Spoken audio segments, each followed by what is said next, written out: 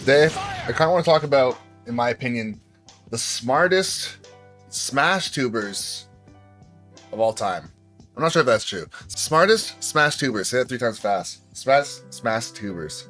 Hello? He's having a stroke. I think he's having a stroke. The smartest Smash tubers of all time.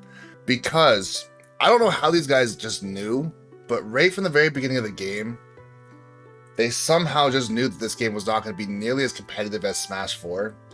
And they just got out of doing super competitive content like very quickly. And the transition was fairly seamless. They have the community giving them clips, and they have clip review or Smash review, whatever they're calling this nowadays. I think it's Smash review. And they've just been doing this for like the last 2 years straight. It's been the same thing over and over again, but it's been unique content consistently. But I think the thing that's the craziest for me is how these guys transitioned out of being super hardcore for tech, and then they went much more casual as far as, I would say, at least the value that you get out of the videos from a competitive Smash player. It's much more geared towards entertainment, right? It's more so just entertainment for these guys, as far as if you learn something cool from the video, you kind of just took it away on your own. But a lot of it's just interesting setups, or just like YOLO clips, kind of like this. This is kind of cool. But yeah, I feel like that's one thing that's really happening right now with the scene as a whole, is the competitive content creator scene is completely dying. Either completely dying or borderline completely gone.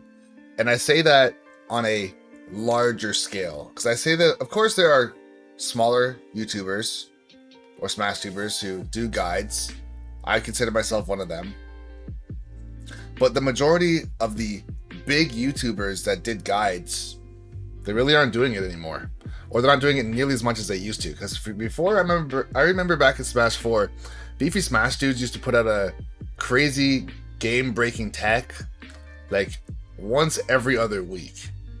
And then you had their videos on top of Izza's videos, on top of Gimmer's videos, on top of Banana Boy's videos, on top of my Smash Corners videos. And then as soon as Smash Ultimate happened, there were some players out there that were trying to do some stuff, and they were good. One of my favorite Smash tubers from the beginning of Smash Ultimate was Captain L.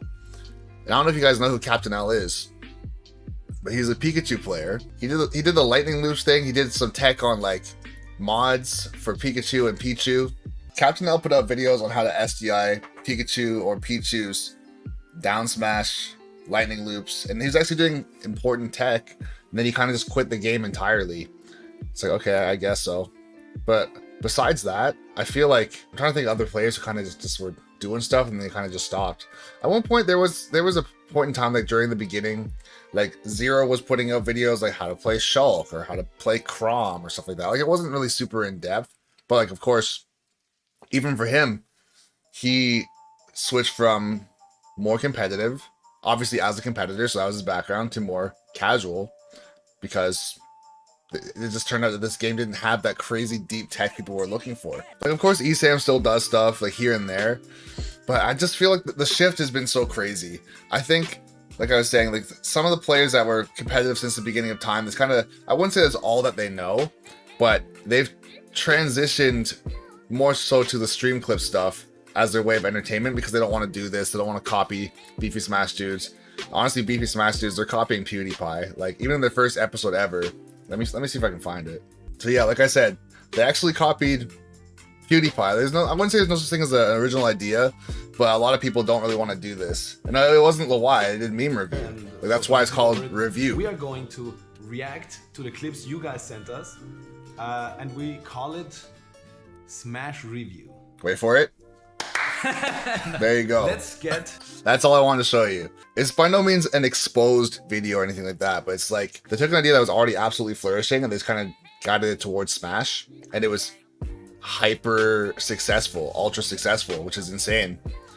Not because it couldn't be or shouldn't be, but I think it's weird because they already had a huge audience of people that were massively into tech, and they said no.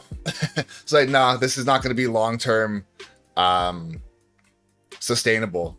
It's not gonna be long-term sustainable by any means. And they were right.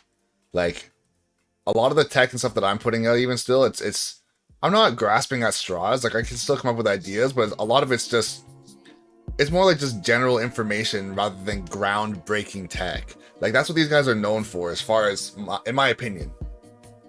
They are about groundbreaking tech. Like, the stuff that they put out for, like, even in Ultimate, they did find some stuff, but it got patched out. Like, they talked about the thing with Luigi's down beyond platforms, how it gave him, like, infinite invincibility when he slid off the platform and stuff like that. And that's all cool and well, but I guess to have a standard that is that high for that long, or every single week or every other week, it's impossible, especially in a game like this. Yes, there's tons of characters, but I guess I don't know if they just found, like, even like in this video, someone just disappeared. I think they just found that the more unique things in the game were revolving around interactions between characters that were just weird, right? Rather than saying this is a universal tech for every single character. I don't know. I'm still just trying to figure it out. I wouldn't say I think about this every single day, but I think about it enough to say, how did they know so fast that this was going to be the future of Smash content, and guides and tech were not?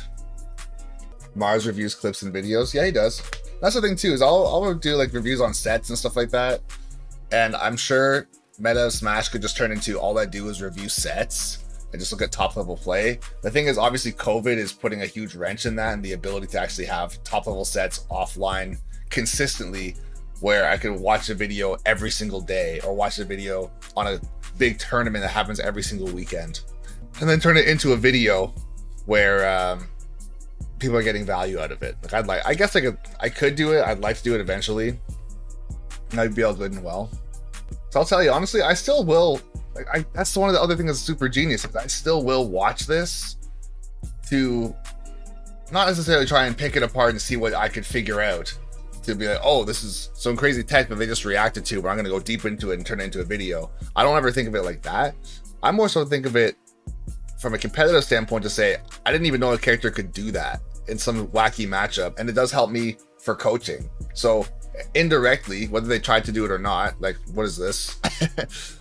they are still doing something that is technical from a standpoint of a competitive player, based on the clips that are sent in, because the caliber of the clips that are sent in now after 112 episodes is insane. Like, in the first couple episodes, yeah, they were still good and they got progressively better, but now it's like the stuff that they put out now is unmatched by a million miles. Like, now you're gonna see like stuff like this you would see in the Salt is Real. Like, that's the level of shit they're getting now. And this is not for the sake of, I guess, crazy hype or to necessarily style on people. Is more like, it's exciting, it's entertainment, it's just cool. Sometimes it's funny, sometimes it's a fail, right? And I feel like another thing too, honestly, one of the main reasons why this series probably did blow up as well, is because this is one of the few places on all of YouTube where you can see the super unique combos, like from Ice Climbers or Rosalina or Pac-Man, and the combos actually they're put on display. Like I said a couple days ago, even for myself, like, I don't really put out anything that's like decent combos for Rosalina or Ice Climbers or stuff like that, because not a lot of people care. And that's partially true. Not a lot of people care to learn it, but a lot of people love to see it. So there is that. But for me, I don't really want to go out of my way to learn a crazy Ice Climbers combo so people can just watch it. If there is anyone out there who does want to send Ice Climber clips or Rosalina clips or Pac-Man clips, and they want to do a nail the trick out of it, then by all means, I'm down to do something like that. But yeah, I just feel like this whole format, the whole format of these videos is so good because, like I said, it has the competitive aspect, it has the tech aspect, it has the crazy, I don't know, crazy setups, the once in a lifetime type of things that happen in video or in games. But then also it's kind of formatted as a top 10 or like a top 50 or whatever it is format. So whenever there's a top 10 or like a list of some sort, people always want to watch to the end for a couple reasons.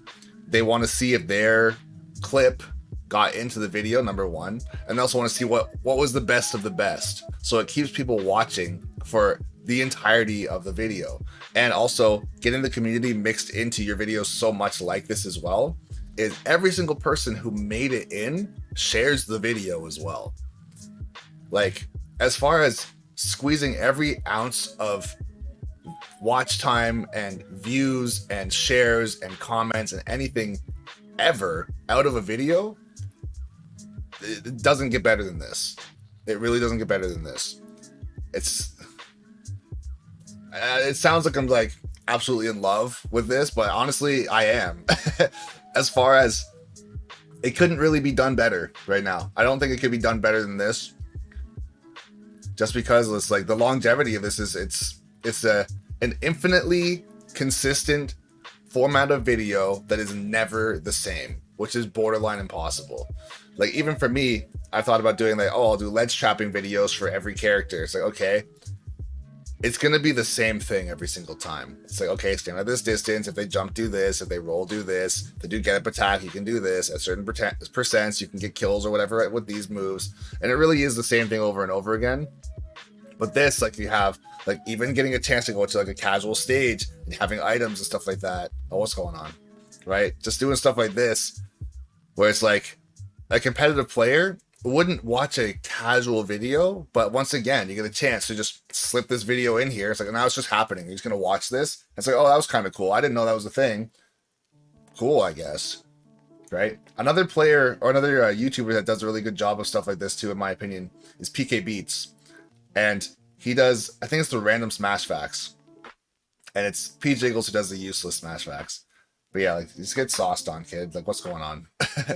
But with PK Beats, he also just does like a really good job of keeping things interesting through his pacing, but also just having tons and tons of questions asked from the community, right? He has the community asking questions, and then he puts their questions in the videos. He gives them like a mini shout out. It's not like a super serious, here's a social media and links to their channel type of shout out, but just shouting out their comment. And then he goes into the detail of whatever the comment is, labs some of the stuff himself, and just turns into a video.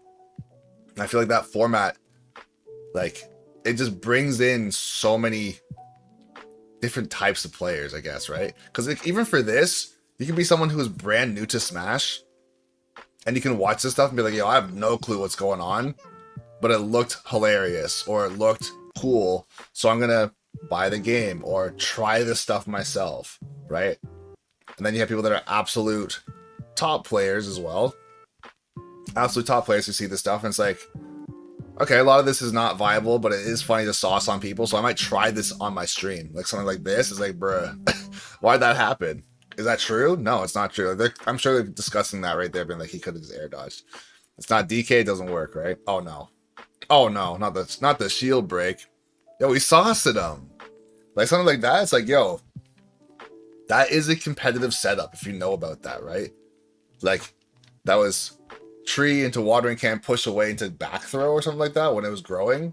It's just nasty. I think for me, that's one of those things moving forward where I'm always going to do tech guides as far as like Falco guides or new character guides. Like, that's kind of my thing at this point in time, where it's like my shtick as a YouTuber is when a new character comes out, I just do the most guides. This is what it is. Whether they're the most broken guides or they're the most insane gimmer tech, once in a lifetime, super specific, super niche, cool thing. Oh, we got Brawl? What's going on? Whether or not that's the case, I just put out a ton of guides, right? So I guess if that's my thing, then that's my thing. It's a lot of work. I do like it though. I kind of want to push towards, I don't know, just doing more interactive content with you guys as well. If I could do more interactive content with you guys, as far as, I don't know, whether it's viewer battles, like I like doing the coaching stuff. It's fairly interactive. It's only with one person, but still, you guys get to watch it and you do enjoy it. Something that's a little bit more, I guess, lighthearted, if that makes sense. Like, what would you guys want to see?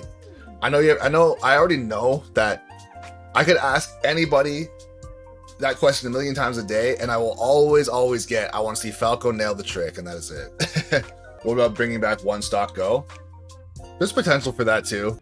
And yeah, Flo, like, that's the thing. One of the things you'll see with most very successful YouTubers is they find a way to include their community heavily into whatever they're doing, right? So you take a look at, like, I'll say PewDiePie, for example. He uses his Reddit, and people post on his Reddit all the time. What's going on here? Like, what's going on? Jeez. But yeah, he has people posting on his Reddit all the time. He gets the chance to interact with them and have inside jokes and share stuff with them. Same thing with like KSI or the Sidemen, or in this case, Smash Review. Like, this isn't a Reddit by any means, but like, he gets a chance to do a lot of unique, funny stuff with the community. And like with PK Beats, he has them sharing the comments and turning them into video ideas and stuff like that. It's just a lot of mileage off of your content as well. And then I feel like for me, with what I'm doing, my stuff is highly specialized, or specialized not the right word, highly concentrated on one thing. And if you don't care about that one thing, you're not going to watch it. Where it's like, here's a video on Falco's down tilt. It's like, I don't play Falco, and I don't know what down tilt is. That's not true, but you get what I'm saying. It's like, I don't play Falco, I'm not competitive, I don't care about this combo, I'm not watching this video. Not because I hate the content creator, not because I even hate Falco, but I just don't care, right? So that's where it gets to be tough. Like, even like a channel like Yeet Smash, for example. Yeet Smash gets clips from tons of different YouTubers. They get clips from tons of tournaments. They use tournament VODs, right? So it's like, oh shit, I was on stream and now I'm in a Yeet Smash video. Even though I saw what I did, the people that watched the stream saw me do it. I'm gonna share the Yeet Smash video and a timestamp of when I'm in the video because it's exciting, right? So it's just another way of getting people into the mix as far as sharing your videos and feeling like they're interacting with something, and being included in something, right? Yeah, you take a look at like Little Z, same thing, right? Little Z has the ability to do like the cosplay challenges, or he'll do videos where he takes people's ideas. Little Z will take ideas where it's like, if I fail this challenge, this is what happens, right? So it gets people involved. I think there's something that happened. Oh, well, he'll do in his videos I saw a long time ago. After the My Best Character series, or This Character is Broken, or OP series, he would do videos where it's like, leave a comment down below, and if you suggest a good challenge for me, there's a chance that I'll do it, right? So just another way of interacting. The amount of formulating of ideas and stuff like that for putting out videos too, for me, was pretty wild, as far as how much preparation went into the idea of even Meta of Smash. Like, even the name itself, it wasn't like a drop of the hat. Oh, I was going to call it Meta of Smash. It's like, as far as a pun goes, or obvious name, what is Meta of Smash? It is videos based on the meta of Smash. So it's like a news channel, more so. That's kind of where I want to go with that at first. More of a news channel of, here's what's popular in today's meta for Smash. This is what you should know. Here's what top players are trying to do with their character. Here's what you should be learning. Here's the things that you should be watching out for. Trying to keep people up to date with everything that's happening in Smash as far as competitively. That was the idea of Meta of Smash. And that's why our first couple videos were like how to fight certain characters. Like how to fight Cloud, how to fight Ike, how to fight Inkling, how to fight, what's his name? King K. Rool, just stuff like that. So it was more so to try and help players who had maybe no idea how to fight like Simon and Richter. I think my first ever guide was on how to deal with Simon and Richter's holy water at the ledge and what things you can do to counterplay it. That was my first ever guide, like a real guide. And yeah, just stuff like that. That's what I wanted to do, right? But like, even with this, it's like, it's just different, right? This is not stale. Like, some of the stuff that, these are CPUs that are completely cracked. Like, this Cloud's out of his mind, bro. Like, what's going on? This is some Dragon Ball Z shit right now, bro. Yo, Nairs for days in the cross slash. Yo, combos out of cross slash. Like, what is going on, bro?